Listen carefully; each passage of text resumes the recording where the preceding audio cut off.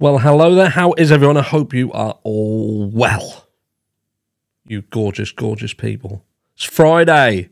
It's Friday. Freaky, freaky Friday. What a week. What a week. But we head into the weekend now.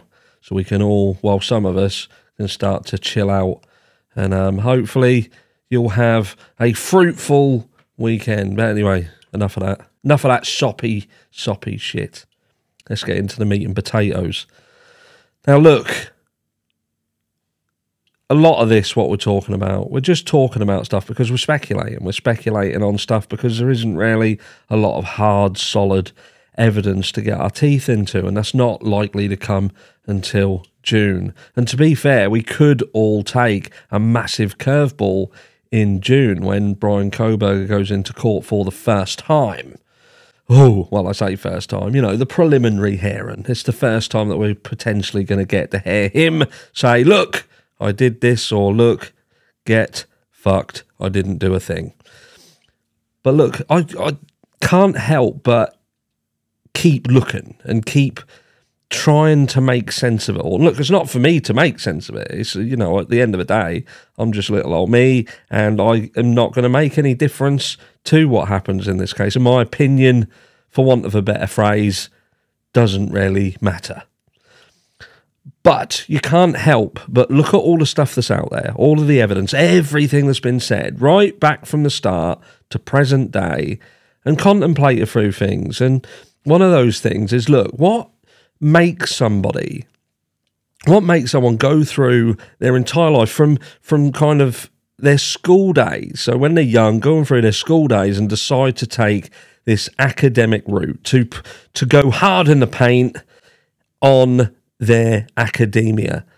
Because like I said before, Bryan Kohberger weren't a spring chicken. Well, I say weren't a spring chicken. To some people, he was a spring chicken, but it's not like he was 17, 18 years old. He was nearly 30 years old. And that 30 years or 20-odd years of his life had seen him grow up into someone who had, again, sunk themselves into their schooling, specifically around certain things that seemingly interested them. And then we go into the more nefarious elements of that, such as what he was trying to study as a bit of a sideline, and that was the psyche of people who committed crimes. And I had myself thinking, do you know what? We're looking at this, or we could be looking at this, from a completely wrong angle. What do we know? We know that Bryan Kohberger was a little bit of a loner.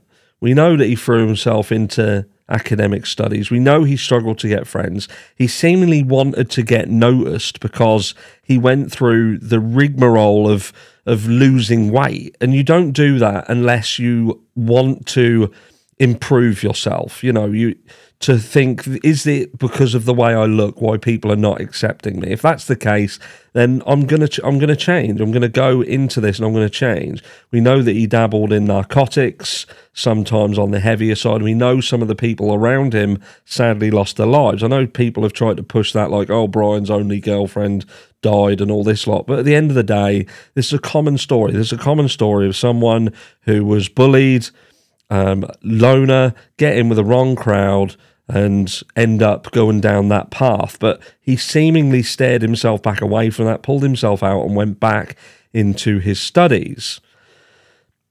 And like I say, the aforementioned interest in the psyche, the mind, if you like, how people sort of, how they feel about crimes, how their process around said crimes, the before, the after, the during, and so on and so forth. And I thought to myself, what if someone had spent so much of their life trying to get noticed and it never worked?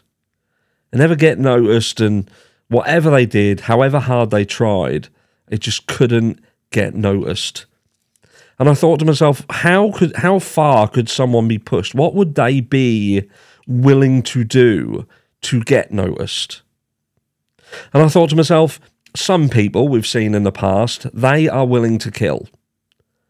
They are willing to do whatever it takes to get noticed. It might be that a young child who's getting bullied goes into a school and exacts revenge upon a system that he feels or she feels is allowed him to be bullied and things like this. I looked at Bryan Kohberger and I thought, from what I've seen of Bryan, it's all been quite minimal. But I look at the way he carries himself. I look at the things that he's looked like on screen, these little tidbits. I've even taken into consideration some of the online posts that he's seemingly written and that we have no proof of, by the way. We think it's him, but again, we can only consider the fact that it could potentially be him. And I think to myself, does this person look like someone who has not only the mental capacity to do this, but the physical skill that it needs to do it? Because let's make no bones about it, that is no mean feat to go into this property and act out this heinous crime. To do what was done to these 4 university students, to leave behind the scene that was left. I said before, and I'll say it again, there are people, hardened criminals, hardened military personnel who have gone into a conflict zone and seen things that has disturbed them for their entire life. We talk about PTSD and what has caused PTSD in some of these people, and that is seeing things that potentially wasn't even as bad as what was likely seen inside 1122 King Road. And I had myself asking myself, does Bryan Kohberger seem like the sort of person who could have done this and come out of it unscathed? We see specialists question as to whether he is indeed a psychopath or whether he is indeed a mass murderer by chance. He goes in to do something and it ends up escalating into what it was. But that would have left scars. We can't have the best of both worlds. We can't say that he was book smart, street stupid. He didn't appreciate what was going to happen, how that was going to unravel. But he's come out of it mentally unscathed. He's not taken counselling. We've been told that. Thanks, Ashley Banfield. So he's turned down any form of counselling. The little bits of what we have seen of him, he seems pretty calm and collected. So that would say that he is either a psychopath or he didn't have the emotional impact from this crime. And in my eyes, the only reason he would not have had the emotional impact of this crime is if he missed out a large proportion of it. And I wonder whether this whole journey for Bryan, this whole journey to get noticed, this whole journey to prove that he is clever, he is the smartest guy in the room, went that bit further. Not only did he want to prove that he could be the smartest guy in the room, but he wanted to prove that he could manipulate someone into doing something, be part of that crime, to put himself in the firing line, no pun intended, but then get off it because of failings in the system. So perhaps the sheath was put there on purpose to point the finger at him. But in fact, it wasn't him who carried out the crime whatsoever. But maybe his whole idea was to beat the system, to play it at its own game, the corruption, the lack of integrity when it comes to trying to get a conviction, what systems are willing to do. But what happens when the tide is turned and they are then investigating a crime that has in itself been staged? Again, this is a rabbit hole. This is speculation. This is my thoughts and feelings. But in answer to the question, is Bryan Kohberger a psychopath? Or is he simply a mass murderer by chance?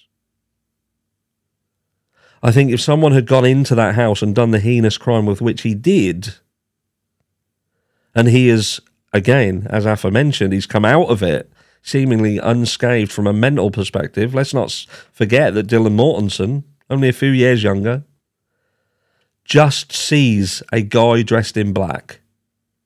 And she goes into a frozen shock phase. That's what we've been led to believe. Frozen shock phase by seeing someone dressed in black. But yet, Bryan Kohberger, we're trying to say that he had seemingly never killed before. He's never been in trouble with the police before. Never had any issues. The reports about him seemingly just are about his awkwardness, his weirdness, his strictness on mark, and so on and so forth. But he goes into this house, exacts this huge murder, horrendous scene, and he's seemingly fine, completely compass mentis. And not only that, but he is getting involved in the proceedings. Let me know down below what you think. Is this just a rabbit hole? Is this just lunacy? Am I a nutcase? I'll catch you all in the next one.